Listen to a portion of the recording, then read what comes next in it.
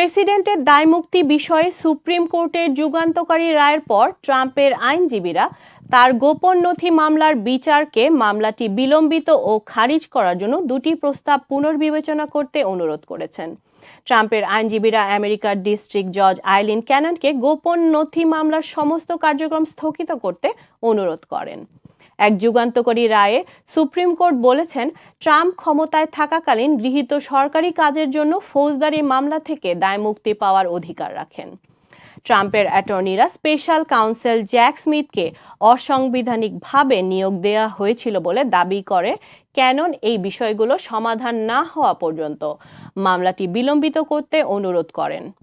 ট্রাম্পের আইনজীবীরা লিখেছেন, এই মামলার অন্যান্য অসংখ্য সমস্যা সমাধানের আগে আদালতের উচিত প্রেসিডেন্টের দায়মুক্তি এবং নিয়োগ ধারা সম্পর্কিত ট্রাম্পের চিহ্নিত প্রান্তিক প্রশ্নগুলোর পাশাপাশি অ্যাপ্রোপ্রিয়েশন ক্লোজ মোশনে স্থাপিত বিষয়গুলো সমাধান করা। ট্রাম্পের আইনজীবীদের এই পদক্ষেপটি সাবেক প্রেসিডেন্টের ফৌজদারি মামলাগুলোর মধ্যে দ্বিতীয়, যা সম্ভবত প্রেসিডেন্টের দায়মুক্তি সম্পর্কিত সুপ্রিম কোর্টের রায়কে প্রভাবিত হতে পারে।